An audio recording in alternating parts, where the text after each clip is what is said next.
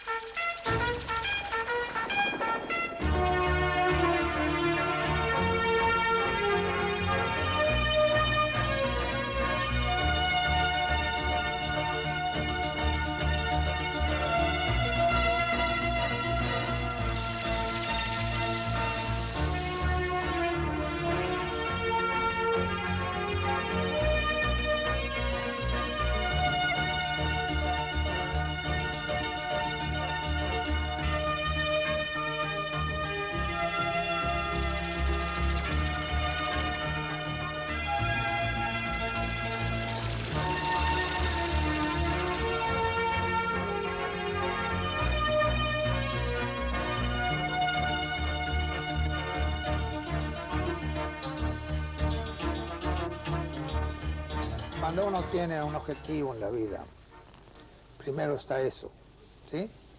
Y yo no fui a correr para salir en los diarios ni para hacer una demostración, fui a correr porque lo sentía. Yo creo que hay distintos tipos de corredores, en mi tiempo, no hablo ahora porque ahora es mucho más comercial, pero en aquel tiempo se corría por, algunos por el dinero, mucho menos por el dinero, otros por la fama y otros porque le sentía y le gustaba. Y las cosas cuando a uno les gusta, siempre las hace bien. Tiene que sentirlas, ¿no? Cada uno tiene un plafón, ¿no? Unos tienen un poquito más, otros un poquito menos, porque hasta cierto punto somos todos iguales, ¿sí? La diferencia son esas pequeñas décimas que usted va sacando vuelta a vuelta, que se suben en segundos, se suman en segundos.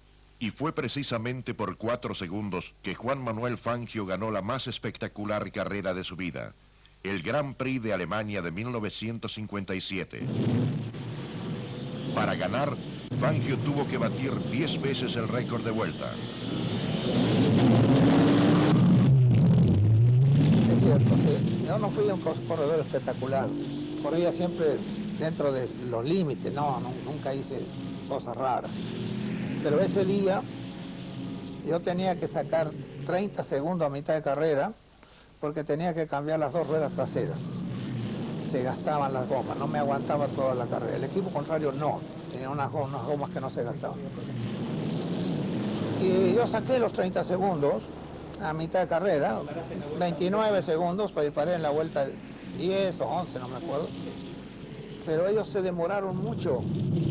Tuvieron un problema, no sé qué, si estaba nervioso o qué.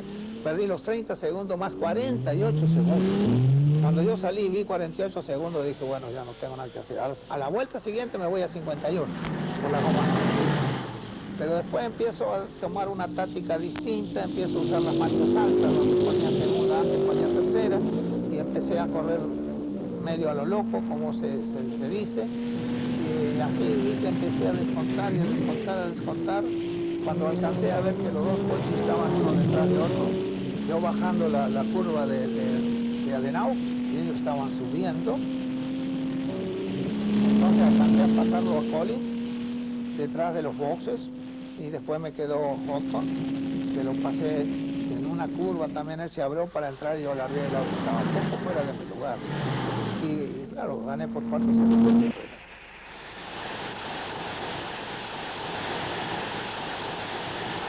La diferencia son estas pequeñas décimas, porque la carrera se gana cuando se baja la bandera. No hay muchas cosas en la vida que usted puede dominar, pero al auto puede llegar a dominarlo. y le responde, lo acelera, lo trae, lo frena, lo lleva, le exige y todo le va respondiendo, ¿sí? Yo muchas veces le cantaba al auto cuando yo estaba alegre, si pasaba alguno y ya lo palmaba. Y he terminado una vez una carrera, no me acuerdo en qué circuito era, con un coche Sport, y besé el auto cuando terminé la carrera. ¿Sí? Bueno, para mí el auto era un elemento con vida. Ese amor por los automóviles fue el que llevó a Fangio a los circuitos de carrera del mundo entero y a ser 5 veces campeón mundial. En 1958, en la película realizada por la British Petroleum, Tributo a Fangio, lo calificaban de este modo. A través de los años, la necesidad de un manejo preciso y delicado de los coches más rápidos y livianos propios del Grand Prix de la posguerra exigió una técnica más sutil y controlada. Fangio hizo frente a la demanda con extraordinaria facilidad, hasta crear un estilo que convirtió el arte de conducir automóviles de carreras en una nueva ciencia. 20 años antes, en 1937, el gran volante francés Jean-Pierre Vinil había dicho de Fangio: he visto en Buenos Aires a una nueva y brillante promesa del volante. El día en que tenga un coche de carreras auténtico en sus manos, hará con él milagros. La profecía se cumplió y todos hemos visto el resultado.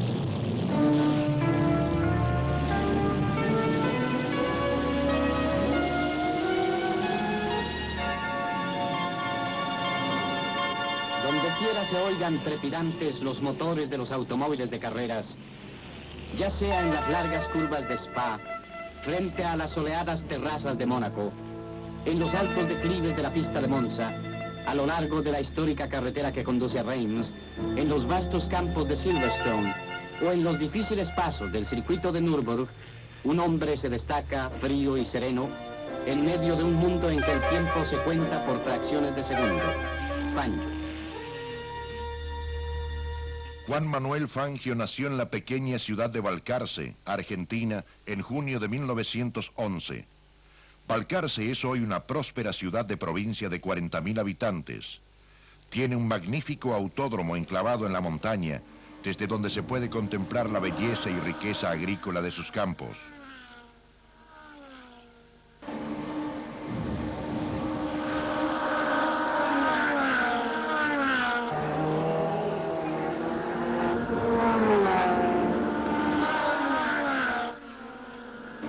El autódromo de trazado natural lleva el nombre de Juan Manuel Fangio. Es cierto, en esta casa hemos nacido todos en realidad, porque mi padre apenas se casó con mi madre, compró lo que era este terreno, creo que lo compró todo a facilidades, y comenzó haciendo una piecita y después se fue agrandando a medida que se agrandaba la familia. Yo recuerdo cuando era muy pequeño, que en ese tiempo teníamos 2 piezas y una cocina. Después se fue agrandando. ¿Y cuántos eran? Bueno, el primer grupo éramos 4. Digamos, los primeros 4 hijos que tuvo mi padre, que éramos 2 varones, 2 mujeres, y después de 6 años volvió mi madre a tener mi hermano Toto y mi hermana Carmencita. Yo me acuerdo que era chico, no estaba conforme, no estaba contento, porque Digo, ¿por qué? Quería tener una familia más grande. Queríamos tener una familia más chica nosotros. Ah, ¿sí? Queríamos ser los 4 solos. Ah. Pero Pero era una adolescencia linda. Nunca nos faltó nada. Tanto mi madre como mi padre trabajaban los dos para ayudar, para mantener la familia. Claro. Nunca tuvimos ningún problema, diríamos, gente humilde, pero no nos faltó nunca ¿Qué era nada. su papá? ¿Qué trabajo hacía? Mi padre antes trabajaba en el campo, después que se casó, como mi abuelo era constructor, él empezó a trabajar con él. Y se especializó en hacer frentes y cielo raso de yeso. Ajá. Eso fue su especialidad. Casi todos los frentes en Balcarce están hechos por él. Ah. Yo siempre vengo acá, espero que encontrarme con papá. Me parece que no falta. Sé que era una persona muy querida por usted. Él me esperaba, él sabía que yo llegaba, y después que yo dejé las carreras, que puedo disfrutarlo un poco. Porque antes ni él disfrutó de mí, ni yo tampoco de él. Yo cumplo ahora 75 años. Tengo 3, 4 hijos. Quiere decir que yo casi nací con el automóvil. Cuando yo era chico aquí, un vecino tenía un auto de 2 cilindros. Cuando sentíamos el ruido salíamos toda la calle a empujarlo. A ver qué claro, porque no tenía fuerza por la tierra, porque esta calle era toda de tierra. Y claro, eso se me fue metiendo en la cabeza. A mí me gustó tanta la mecánica, que mi padre quería que yo trabajara con él, en su oficio. Yo dije, papá, yo quiero aprender la mecánica. Yo me considero, diríamos, un elemento dentro de la creación del automóvil. Sí. Y así es como lo ve la gente, así es como si usted hubiera acompañado. Claro. Por eso, esa evolución. 75 años, se imagina hace 75 años lo que era un automóvil. Este coche es un Chevrolet modelo 28, denominado campeón consagrado, en la cual Juan Manuel Fangio corrió como acompañante de Manuel Ayerza. Sí, fue la primera vez que corrió Juan. Ah, fue la primera vez que corrió. Nada más que lo hizo como acompañante. Yo empecé a correr cuando muy joven, pero después vino el tiempo de la guerra, todos esos años de guerra prácticamente no se corría. Claro. Quiere decir que cuando empezó nuevamente yo ya tenía 37 años cuando fui a correr a Europa, cuando ya los pilotos están dejando las carreras. Exactamente. Así que corrí por 10 años en Europa, terminé más o menos pasando los 46. Pero yo creo que el hombre a los 40 años está en su plenitud de fuerza, de capacidad, de razonamiento. Es más tranquilo. De equilibrio. De equilibrio, sí, digamos. ¿Sí? Porque cuando somos jóvenes, todos tenemos un gran impulso, un gran entusiasmo, que a veces no lo sabemos controlar. Pero a los 40 años un hombre se controla. Y si no se controla con los 40, no se controla más. No se controla nunca. Una conversación declarada por Stirling Moss en una revista donde él dice que una vez corría atrás de Juan él. Y dice, bueno, este hombre que se tiene que cansar porque él era más joven que Juan, tenía más años que Stirling Moss. Entonces corría, iban las vueltas y parecía que Juan, en vez de bajar la parte física, cada vez se agrandaba más. Siempre fue un corredor audaz, matemático, metódico, pícaro, conoce mucho el camino, conoce mucho el andar, conoce mucho el rendimiento del otro automóvil, y en el momento de jugarse la vida, como a veces hemos hablado con él, en el momento de jugarse se jugaba la vida, porque si el corredor no se la juega en un momento de jugarse para pasarlo al otro, no es ganador. Y él ha sido ganador y 5 veces campeón porque tiene garra, coraje, ojo, buen físico, un aguante terrible, porque en etapas largas, por lo general, él y yo le ganamos, como será tercero, le sacamos media hora. Pienso que el cuerpo humano es una máquina. Si la exigimos muy de golpe, también fracasa enseguida, pero si le vamos exigiéndole poco a poco, va respondiendo cada vez más. Sí, es una máquina. Era incansable. Incansable. Es porque lo hacía con pasión él también. Había ese concepto de que el automovilismo era una carrera para suicidas. No es así, no es así. Por eso quizás, siendo joven puede ser, pero no es el coraje que hace a un hombre hacer realidad de su vida. Claro, Sí. a ganar. A ganar. El coraje del corajudo, como decíamos nosotros, no hay mucha historia. Es cierto. Solamente es confianza en sí mismo, en lo que tiene en la mano, seguridad en lo que va a hacer. Eso a una persona le da una confianza terrible. Yo no soy un hombre con mucho coraje. Yo, donde hay un lío, un tumulto y qué sé yo, me voy para otro lado, porque total, no voy a sacar. Si tengo chance, me voy a meter. Pero si no tengo chance, no me meto. Cuando hay un deporte que tiene cierto riesgo, gusta más, porque la gente siempre está esperando a ver cómo cae el vencedor. A ver cómo se da la torta o cómo falla. Claro. Sí, Yo recuerdo cuando corría en la ruta, donde había mucha gente, yo estaba seguro que había un peligro. Claro.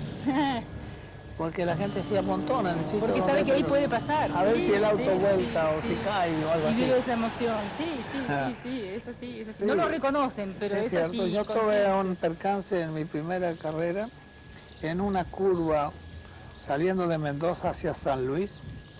En una curva había mucha gente.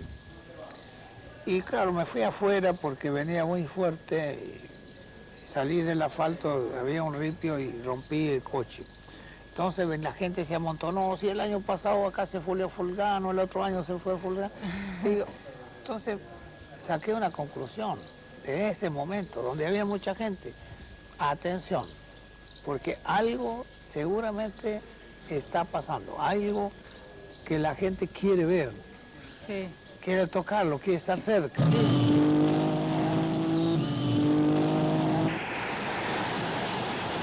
El que puede, diríamos, contar, o a veces salvar un riesgo, como el caso mío en Monza y demás, de mi accidente, sirve de una gran experiencia. Eso no se aprende. Lamentablemente hay mucha gente que se queda en el momento que puede sacar una experiencia. Cuénteme un poco cómo se inició en esta pasión de los autos, quién le ayudó, porque no debe ser fácil en una ciudad como esta, que además en esa época nacía. Hay mucha gente que a veces viene a ver si cómo puede hacer para empezar, y qué sé yo, Claro. pero bueno, no tiene dinero, Pero usted tampoco tenía. pero tenía amigos. Entonces hay dos cosas que se complementan. Si uno no tiene dinero, tiene amigos que lo pueden ayudar, que tienen confianza en uno, es más que suficiente. Cosechar amigos en la vida creo que es un triunfo de la vida de una persona. Porque los amigos no se compran, sino que hay que ir ganándolos. Y así fue que yo con este tallercito ocurrió que iba a una carrera donde estaba mi hermano cerca, mi hermano mayor. Me dice, mirá, vos que te gustan las carreras, una carrera así, así. Y bueno, yo tenía un amigo mío que tenía a su padre un foral de alquiler. Y dijo, ¿no lo daría a tu papá el auto para ir a correr? Yo te llevo de acompañante. Y él le habló al padre, el padre le dijo, sí, siempre que me lo devuelvan como está, yo no tengo inconveniente. Así fue el comienzo. Entonces, un amigo mío me compró las gomas. Un taximetrero me prestó la rueda de auxilio porque el coche era un taxi. ¿Sí? Y así se empezó en realidad. Pudimos andar bien, cumplimos porque después que entregamos el coche otra vez en condiciones, tal vez mejor que como me lo habían entregado, Claro. pues cuando empezaban las carreras de ruta, la gente tenía mucha confianza porque cuando había barro era yo el que tenía que manejar, cuando íbamos a jugar al fútbol a otras partes. Y bueno, se hizo una suscripción popular para que yo pudiera correr. Y llegué a estar puntero en esa carrera, se imaginan, ¿no? Qué responsabilidad, ¿no? Porque defraudar a tanta Entonces, gente. al año siguiente, no podíamos pedir otra vez una ayuda así en esa Claro, forma. claro. Entonces un amigo mío en Mar del Plata me dijo, mira, vamos a hacer una rifa. ¿Y qué vamos a dar de premio? El auto que vos vas a correr. Así que el premio era el auto. Y se hizo una rifa, se juntó lo suficiente para correr Buenos Aires, Lima, Buenos Aires. Y en la última etapa ya el auto estaba rifado. Y para mi suerte yo gané esa carrera. Y el número lo habían comprado entre 20. ¿Y cómo se llevaba un pedazo cada uno? Entonces yo pude comprar el auto. Ah, claro. Y ese fue el primer auto que yo tuve, que eso lo van a ver ahora en el museo, es un Chevrolet 40. Y diríamos, ahí fue uno de los comienzos y salir del anonimato, porque uno puede ser un corredor muy bueno, pero si no gana carreras, Sí, siempre va ahí se queda quedando, claro. va quedando rezagado. Cuando corría Fangio, creo que no había una estación de radio que transmitiera que no lo escuchara Balcarce. El pueblo en esos días dependía de Fangio, como quien dice. Creo que hasta las señoras se quedaban sin cocinar. ¿Y qué características tenían los autos que hacían que usted eligiera uno por sobre otro? Yo pensé en un momento dado, dijo, todo gana con Ford. Si yo voy a ganar con Chevrolet, seguramente mi posición se va. Aumenten, claro. Y así fue, Claro. así fue. La cuestión que después no pude cambiar de marca porque venían cartas y todo. De los fanáticos, sí. Se sí, crearon exacto. un fanatismo. Como bandos, claro. Entre dos bandos, los Sí, sí. chevroletistas y los forcistas. Sí. Después Galvez por un lado, Claro, que era sí, el hombre de Ford, sí. de la capital, y yo Chevrolet, el hombre de la provincia. Claro, la gente creía que éramos enemigos. Éramos enemigos a la pista, pero éramos amigos en todo momento. Y a mí me gustaba correr contra él. Como era el corredor más aguerrido y más fuerte, a mí me gustaba luchar con él. Y a él le gustaba luchar conmigo. Cuando llegamos a una etapa, yo preguntaba, ¿cuánto hace que llegó Fangio? Y cuando llegaba él, decía, ¿cuánto hace que llegó Oscar? Estaban pendientes uno del otro. Claro, uno del otro. De los demás no nos importaba. Pero de él y yo sí nos importaba, nos interesaba. Esa famosa rivalidad entre ustedes, cuénteme. Así, lo lindo fue que él corrió una marca y yo corrí otra marca. Entonces se armó como River y Boca, la rivalidad entre los hinchas. Nosotros éramos íntimos amigos, hemos estado juntos en Europa, hemos dormido hasta la misma cama de matrimonio, porque a veces no había cama en Europa, en algún hotel, hemos dormido juntos. Un día me acuerdo que estaba resfriado y le hice ventosas para que se le fuera el resfrío. Se querían. Ah, sí, no, En lo yo lo sigo personal. queriendo, en lo personal sí. Pero en la ruta. En la ruta le damos a muerte. A todo. Ahora, si nos hacía falta algo, él se paraba o yo me paraba. Decía, Juan, ¿qué te pasa? Digo, Oscar, ¿qué tenés? Toda su vida, Fangio rindió culto a la amistad. Hoy como ayer, su casa de Balcarce reúne a parientes y amigos. Otro grande argentino también compuso algo para usted que es memorable y que me encantaría que nos cuente. Sí. Una payada de Atahualpa Yupanqui. Bueno, dice que nadie quede enfadado si aconsejo como siento que el hombre vale por dentro, lo de afuera es comprado. Por plata que hayas juntado no te sientas cordillera, porque la vida rutera aquel que se cree muy grande se pone al lado de los Andes y es un enano cualquiera. Me han contado que usted sí era un gran bailarín de tango. Sí, sí es cierto. En los pueblos no habría muchas diversiones, que diríamos. No existían los bares y cantidad de bares como hay ahora. Así que el joven que no tenía dinero, la única cosa para divertirse era los bailes y los velorios, porque también los velorios Era un buen lugar para reunirse. era un lugar de reunirse. Intercambiar Si no, información. por lo general, cuando jóvenes buscábamos, teníamos un sitio donde pasar la noche. Claro, claro. Había lugares que se jugaba a la lotería. No sé, ahora le llaman bingo. Sí, O algo sí, así. sí, sí. Entonces ahí pasábamos la noche para pasar la noche, o si no, trabajando después en el taller, venían los muchachos a tomar mate y demás, y trabajábamos en el taller. Pero en realidad siempre buscábamos la manera de cómo pasar la noche. Y la música que se bailaba, por ejemplo, era el tango. Primeramente el tango. El tango. El tango. El tango tiene algo muy, muy especial. El tango da la posibilidad de tener una entrevista con alguien que a lo mejor usted no tiene chance, sobre todo si usted baila bien. Si baila bien, la chica siempre va a aceptar. Y se puede hablar. El tango es que el hombre va llevando a la mujer. No es el baile actual que todos bailan suelto. Entonces, cada uno baila lo que quiere y como quiere, pero no tiene tiempo. Por el ruido de la música no pueden hablar nada. Después, si le gustaba a la compañera se quedaba charlando o mirándose. Y el tango tiene eso, tiene un compás. Las palabras del tango son siempre de la historia, de algo que pasó. Tengo miedo del encuentro con el pasado que vuelve a enfrentarse con mi vida. Tengo miedo de las noches que pobladas de recuerdos encadenen mi soñar. Pero el viajero que huye, tarde o temprano detiene su andar. Si usted escucha la letra del tango y la analiza, se da cuenta que son cosas que fueron pasando en la vida. En 1939, Fangio empieza a correr en la Argentina turismo de carretera. En 1940 fue ganador del Gran Premio Internacional del Norte en la carrera Buenos Aires-Lima.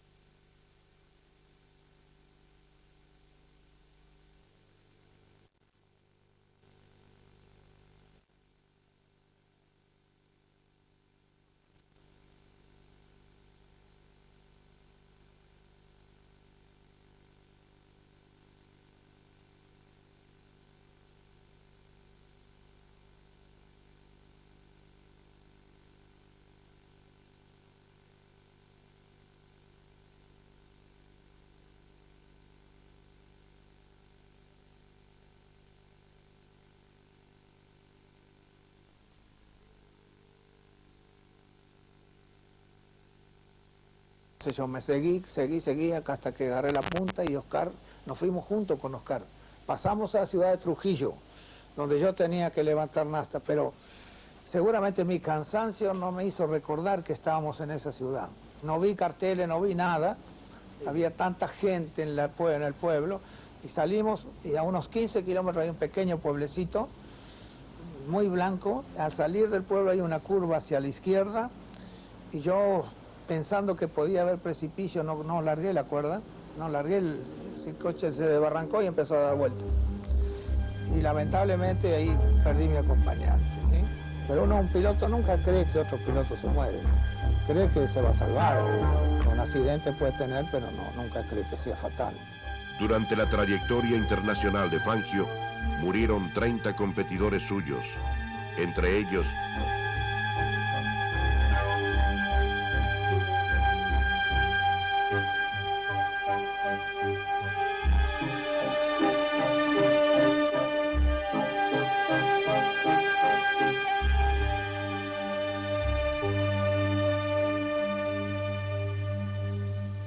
en el año 47 vienen a correr aquí los europeos, el Automóvil Club Argentino invita a varios corredores para correr una carrera. Y yo tenía un chasis Forte en Balcarce porque permitían correr los coches Mecánica Nacional. Entonces estaba en Bahía Blanca, le llamo a mi hermano para ver si puede meter un motor grande. Era un motor chico, el Chevrolet 4 en un chasis Forte, y tomó las medidas y dice, sí, puede andar. Entonces me fui, armamos el motor, vinimos a correr. Lamentablemente no tuvimos tiempo a probarlo porque lo terminamos a último momento, el coche me calentaba enormemente, prácticamente paré para no quemar el motor, y el domingo siguiente había una carrera en Rosario. Volvimos a Balcarce, pusimos un radiador delante de otro radiador porque no teníamos dinero para comprar un radiador importante, grande, o hacerlo hacer. Seguía el calor, entonces pusimos un radiador pequeño en la cola, ¿sí? De un motor estacionario, con 2 caños de goma. Y así se fue el calor. Fui a Rosario y gané Rosario. Indudablemente eso sirvió para que al año siguiente, cuando yo fui a Europa, Amadeo Gordini me había visto correr esa carrera, me ofreció a mí ese coche. Fangio compite en la Argentina con los grandes del automovilismo mundial. Ascari, Villoresi, Wimil, Farina, Barsi y sus poderosas máquinas.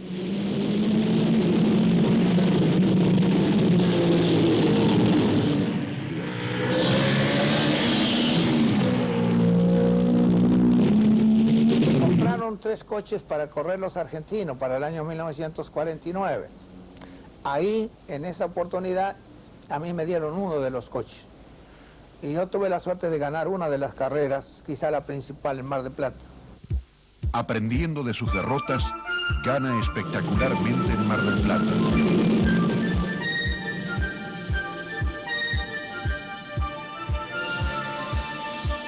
Fangio encabeza esta carrera de punta a punta, dejando atrás a los corredores europeos desesperados por alcanzarlo. Este triunfo fue otro mérito que lo llevaría rápidamente a las pistas europeas.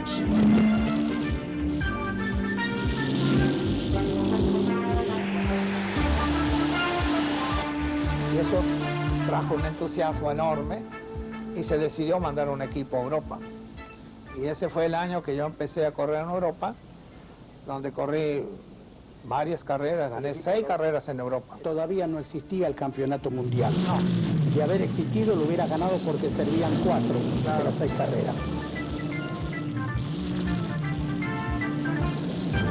Fangio comenzó su meteórica ascensión a la fama en Europa, ganando con Maserati la competencia inaugural, el Grand Prix de San Remo. En 1949 ganó en Europa 6 grandes premios.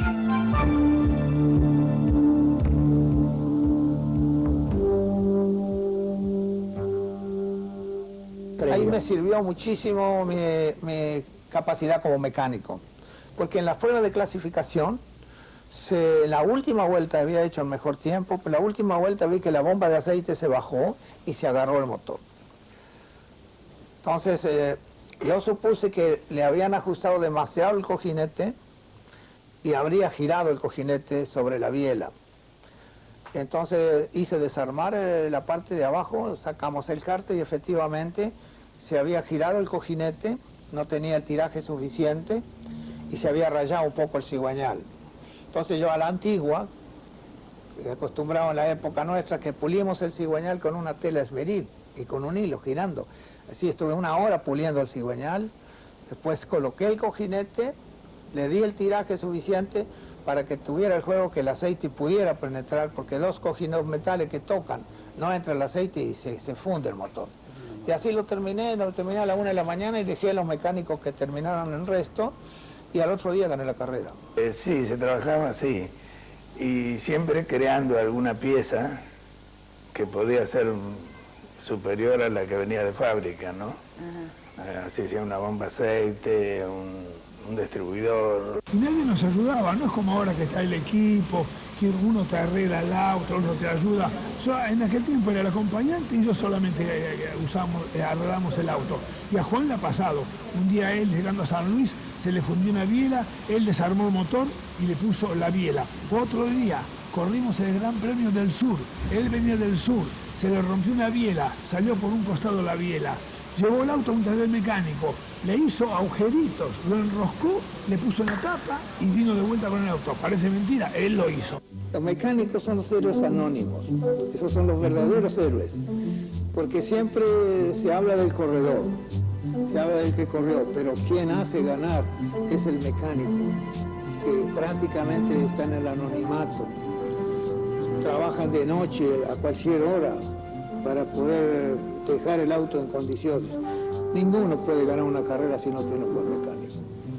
Tu debut en el Campeonato Mundial de Fórmula 1 fue en 1950, con Alfa Romeo. Sí. Fuiste subcampeón.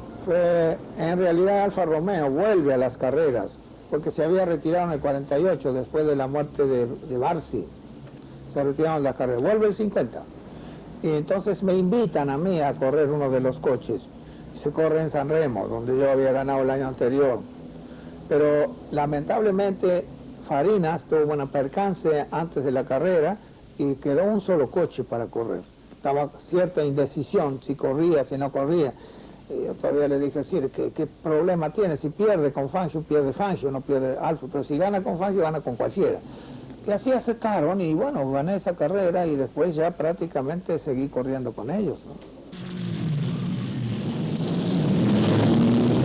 1950, Fangio obtuvo en Mónaco una de las 8 victorias que conseguiría ese año. Tenía entonces 39 años, edad en la que la mayoría de los corredores piensa en retirarse. En Inglaterra, Silverstone, en el año 50, todavía estaba el rey, y él nos vino a saludar uno por uno. Entonces, cuando llegó a mi lado, el monarca me habló en inglés. Yo le dije, yo no speak English, speak Italian, speak Spanish.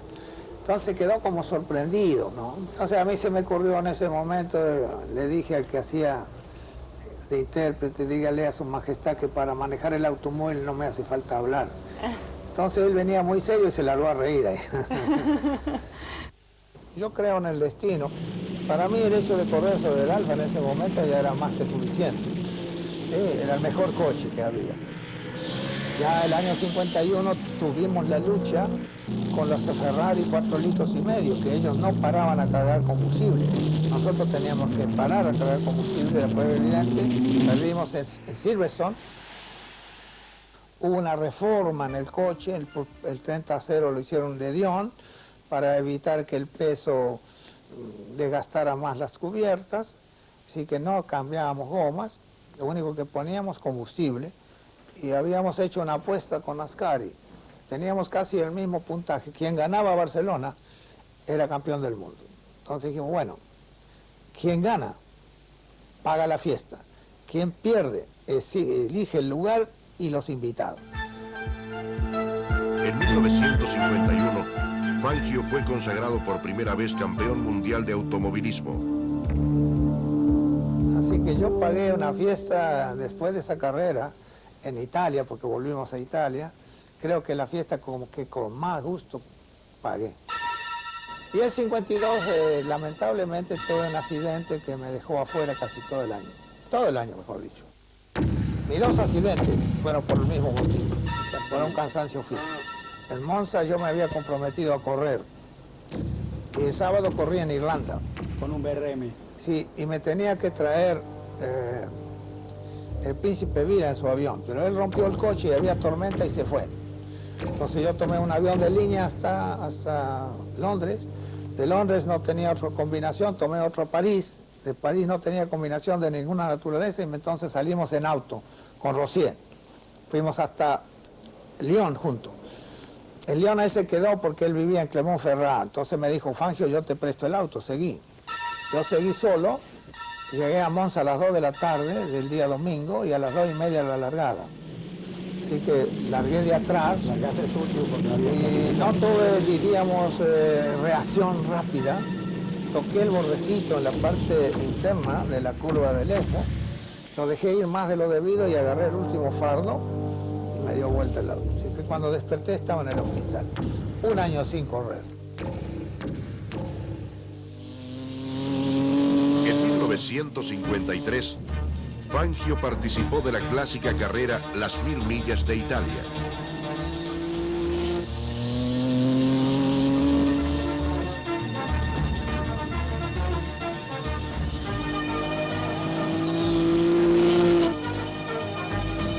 Retirados los Alfa de Klein, Farina y Sanesi, Fangio compitió solo contra los Ferraris en inferioridad de condiciones.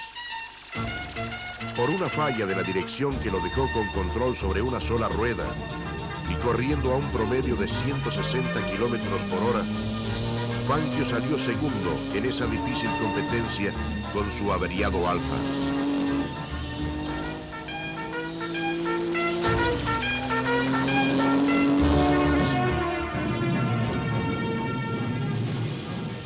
No hay muchas cosas en la vida que usted puede dominar, pero al auto puede llegar a dominarlo.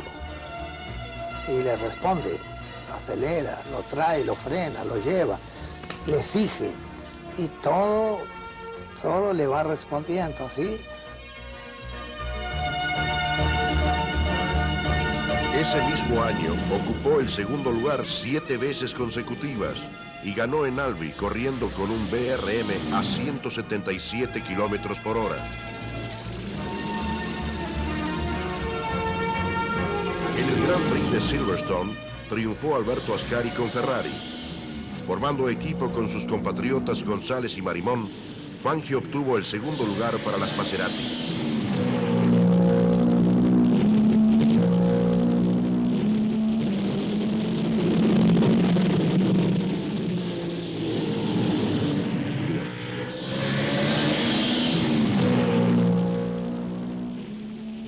Nosotros teníamos la Maserati 6 cilindros, nos ganaba casi siempre la Ferrari, pero la última carrera todavía le digo en broma, ¿no? Al dueño de la Maserati, Orsi era, le dije, mire, si ganamos esta carrera, prácticamente hace cuenta que hemos ganado todo el año, porque yo estoy saliendo segundo en todas las carreras, así que estoy ganando una simpatía, porque la gente siempre tira más para el que está segundo, el que gana siempre, ¿sí? Largamos y hicimos una carrera de 80 vueltas, 4 coches siempre juntos. Así que una vez pasaba uno, otra vez pasaba otro.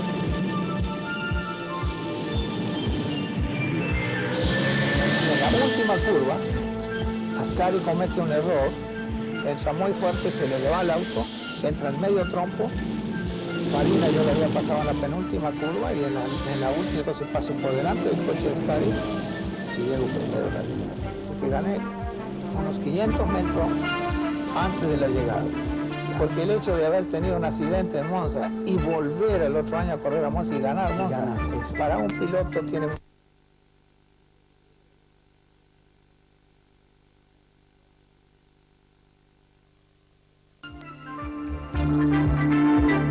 En 1953, Fangio se consagró por segunda vez subcampeón del mundo, escoltando a Alberto Ascari.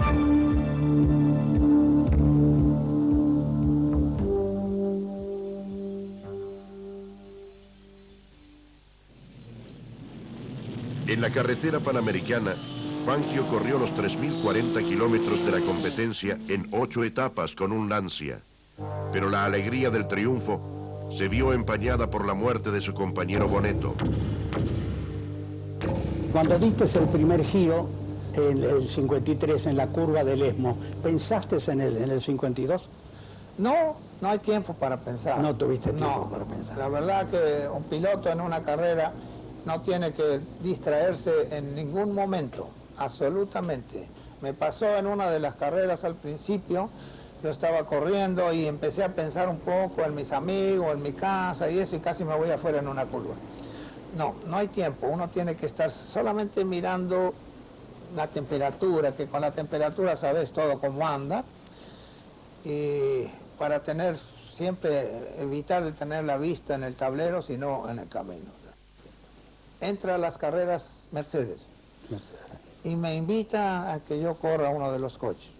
Ellos no podían correr hasta Reims y había 2 carreras, una en la Argentina y otra en Spa, Bélgica. Y yo pedí autorización para correr esas 2 carreras que corrí con Maserati. Gané las 2 carreras y después gané las otras con Mercedes. Pero el 54 ya fue mucho más fácil, el coche era insuperable, teníamos un coche superior a los demás. El Mercedes-Benz 8 cilindros fue el instrumento ideal para la maestría de Fangio.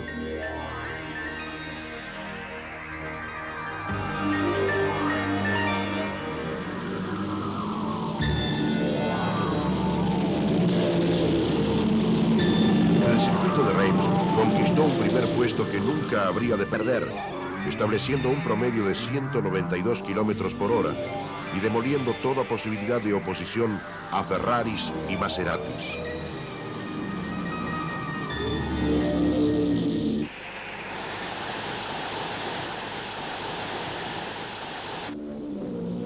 Volvió a triunfar en el difícil circuito de Nürburgring, pero su victoria se vio enlutada por la muerte de su compatriota Onofre Marimón.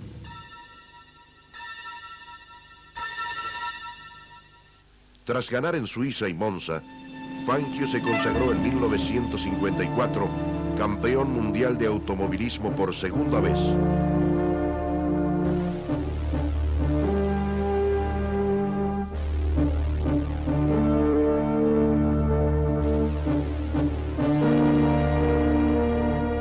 En 1955 ingresa al equipo de Mercedes-Benz el volante británico Stirling Moss. Los dos hábiles pilotos conducen el más veloz automóvil del mundo por el arbolado circuito de Spa. Terminan primero Fangio, segundo Moss. El Grand Prix de Bélgica fue uno de los 5 grandes premios europeos que la Mercedes-Benz obtuvo ese año.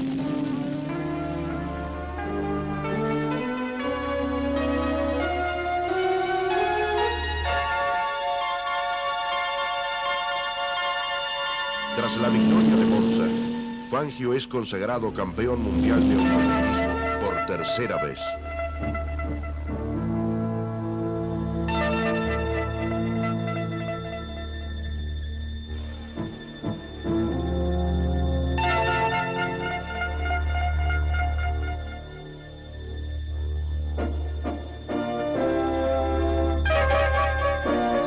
A la final de la temporada ellos se retiran de las carreras. Entonces, conversando con Neubauer, él me aconsejó todavía que si me invitaban a correr por Ferrari, que aceptara Ferrari. Y así fue, acepté Ferrari, gané el campeonato con Ferrari en 56. Fangio corre con Ferrari junto a Castellotti y Collins, oponiéndose a Moss, quien conduce Maserati, y a Hawthorne y Brooks con BRM. A los 45 años gana el Grand Prix de Silverstone.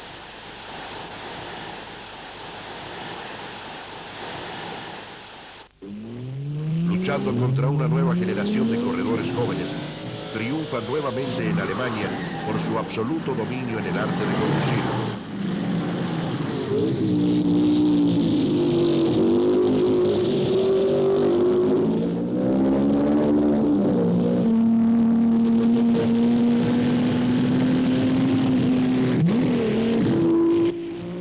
En 1956, Fangio fue consagrado campeón mundial de automovilismo por 4ª vez.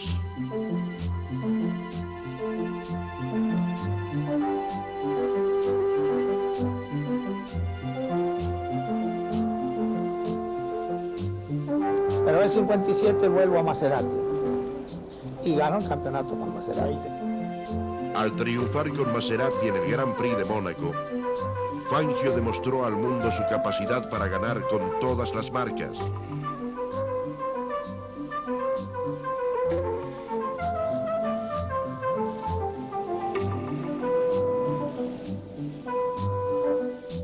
Ese mismo año fue secuestrado en Cuba. En la mañana le habíamos hecho una broma a Jean Bertone, lo habíamos hecho meter preso. Exactamente. Yo pensé que era una broma. Cuando el muchacho me apuntó y me dice, si alguno de los se mueven, la consecuencia para usted, señor Fangio. Entonces me apuntó, yo vi que temblaba la mano, entonces me di cuenta que efectivamente era un secuestro. Dije, bueno, vamos, salimos caminando y así me llevaron en un coche. Estuve en 1 hora más o menos, he estado en 3 casas distintas. Y después quedé ahí en una residencia en El Vedado, donde me atendieron muy bien, todos muchachos jóvenes que actuaron en esto. Y me largaron después que terminó la carrera al otro día. No después que terminó, sino a las 12:30 de la noche. Y yo mismo les dije, mire, yo creo en el destino, a lo mejor ustedes me han hecho un bien. Y efectivamente, a la 6ª vuelta, yo estaba viendo por televisión la carrera, un coche rompe el motor, desparrama el aceite y los coches vienen y se van contra el público y se suspende la carrera en la 6ª vuelta. Quiere decir que quizás, si yo hubiera corrido, a lo mejor no estaba charlando con ustedes ahora. También en 1957 ganó espectacularmente en Nürburgring. Fangio corrió con Maserati, Stirling Moss con Vanwall y Peter Collins y Mike Hawthorne con Ferrari.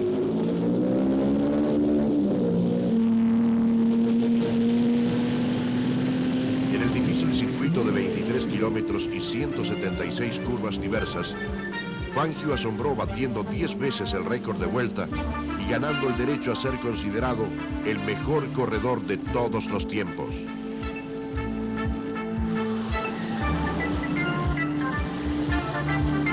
En 1957, Fangio fue consagrado campeón mundial de automovilismo por 5ª vez.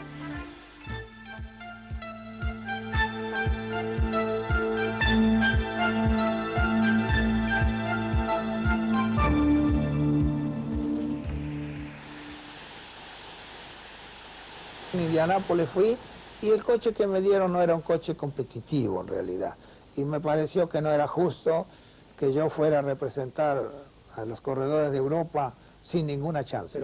Muy buena gente, organización perfecta, pero lamentablemente yo vi que no tenía ninguna chance y dije, bueno, a mi altura de la vida, de correr sin chance no tenía importancia, porque arriesgar se puede arriesgar, pero siempre y cuando uno tenga chance. Es muy importante, Indianápolis, creo que los dichos... Y en la carrera de Rennes, yo le había dicho a los muchachos que yo iba a correr 4 carreras ese año, con la condición de que el coche anduviera bien. Pero la suspensión del coche no se tenía. Yo pregunto, ¿por qué? ¿Qué pasa? Dijo, no, le hemos cambiado los amortiguadores. ¿Y por qué no ponemos? No, porque en esto pagan. Dije, bueno, la cosa ya entró a cambiar. Y habían hecho también, habían limitado la cilindrada. Bajaron a 2,5 litros, porque eran 4,5 litros antes, ¿sí? Pero no se olvidaron a poner peso mínimo. Entonces la agujereaban por todos lados para quitarle peso. Y se me rompió el pedal del embriague, así que corrí toda la carrera sin el embriague. Eso, mientras estaba corriendo, me empezó a trabajar la cabeza, decir, ¿pero por qué?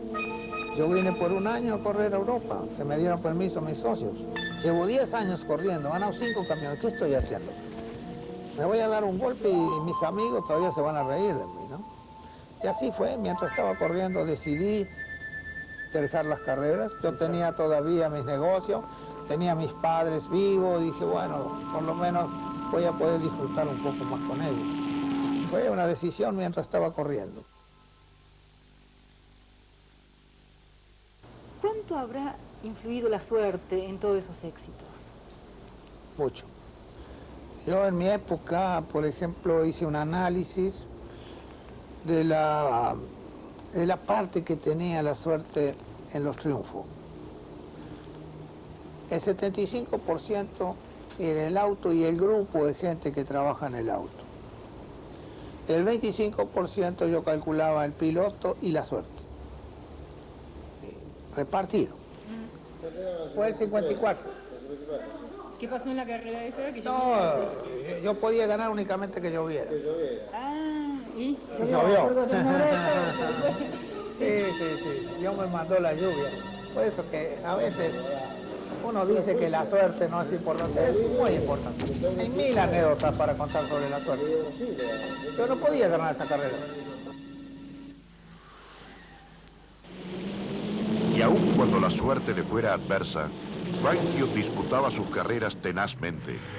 En el circuito de Reims peleó la delantera a Hawthorne a 240 kilómetros por hora, lado a lado, ganándola alternativamente uno u otro por cuestión de centímetros.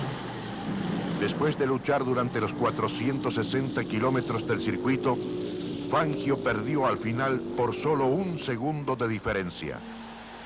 ¿Y hay algo de lo que vos te arrepentís de tu vida que lo hubieras hecho de otra manera, algo verdaderamente importante? Podría ser. Podría haber creado una familia, a lo mejor, claro. Eso es una carencia. Algunas de las fallas que uno tiene a veces en la vida, ¿no? ¿Pero qué pasó? ¿No tuviste tiempo? No sé, no tuve tiempo quizás. Y a lo mejor pienso que puede haber sido una equivocación con suerte. Todos nos equivocamos en la vida.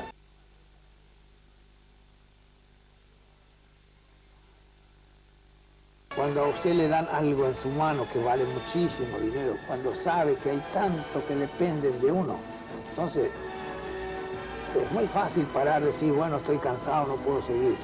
Pero cuando uno es responsable, cuando le dan el medio, ya ahí, ya usted adquiere una gran responsabilidad. Y mi vida fue siempre responsabilidad, porque empecé ayudándome a mis amigos, después mi pueblo, después mi país, y después las fábricas. Así que yo tenía poco que para poner, no tenía más que el cuerpo poner. Y eso quizás a veces me valió de seguir y seguir y seguir. Yo recuerdo una vez corrí una carrera aquí en Buenos Aires que hacía un calor insoportable, insoportable. Era una cosa impresionante, había 50 grados en la pista. Y yo me había puesto un pantalón, en ese tiempo no teníamos ropa anti-incendio ni cosas por el estilo, no teníamos nada, manga corta y listo. Entonces me corrió el pantalón para arriba y la media era corta, y en las curvas tocaba mi pierna sobre un arco de la carrocería, del chasis, ¿sí? Del tubular. Y eso fue quemando poco a poco. Para curar eso, después estuve más de 3 meses, porque quemó internamente. ¿Y en ese momento no sentía nada o sentía? Sí, sentía, pero yo decía, bueno, yo estoy en la nieve y si me paro me muero, tengo que seguir caminando. Y entonces viene la reacción después. Había que tener físico para aguantar. Para aguantar y amor propio. Your opinion on Mr. Juan Manuel Fangio? Well, I think Fangio is a legend that will never be repeated. And not only was he a great driver, but as a person, I feel that he would stand at the top also. Do you think he was a risky driver? Fantastic driver, yes. Es un ídolo, es lo más grande que ha habido, y no va a haber otro. Bueno, eso yo pienso que eso podemos llamar el destino, ¿sí? Pero considero que la persona que quiere hacer algo en la vida, quiere sobresalir y demás, tiene que tratar de ser el mejor, siempre, desde chico, desde la escuela. No, nunca no creerse el mejor, sí, pero tratar de ser el mejor. Era arriesgado, porque él dice que corría con mucha moderación, no arriesgaba nunca más de lo necesario. Pero hay corredores... Esto no es mentira. Ah, muchos opinan como por el usted. cielo que no es mentira. Era arriesgado. Sí, seguro. La vida es una lucha, que todos luchamos para querer sobresalir, pero lo bueno es poder sobresalir honestamente, porque en sí, a los años, cuando uno sobresalió honestamente, entonces puede levantar la cabeza tranquilo, sin que pasa nada. Hoy, Juan Manuel Fangio puede levantar orgulloso su cabeza como deportista y como hombre. Su legado al automovilismo mundial no ha terminado. El Museo Juan Manuel Fangio que él proyectó ya es una realidad. Situado en Balcarce, es un centro cultural y tecnológico del automovilismo internacional. El edificio conserva la antigua fachada de la municipalidad de 1906 y tiene una estructura moderna de cemento con rampas y bandejas de exposición, microcine y biblioteca. Fue construido y se sostendrá con el aporte de empresas argentinas y extranjeras, particulares y el invalorable aporte de Juan Manuel Fangio, quien donó al museo todo su patrimonio deportivo, autos y más de 300 trofeos. Cuando yo empecé a correr, empecé a ganar trofeos y premios y demás, yo nunca regalé un trofeo. Siempre pensé que todo junto una vez va a tener un valor, ¿sí? Y eso puede ser también para los jóvenes cuando vayan y vean que de un pueblo cualquiera uno puede tener muchos triunfos en su vida y halagos. Eso se puede hacer con sacrificio, con trabajo y con honestidad, porque nadie recoge sin sembrar. El éxito, la fama, la fortuna, nada pudo cambiar a este hombre genial y perseverante que llegó a ser 5 veces campeón mundial de automovilismo y que hoy, con más de 75 años, es directivo de una importante empresa internacional en la Argentina y sigue trabajando diariamente en su concesionaria y en el Museo del Automóvil bajo el lema que guió toda su vida: ser el mejor.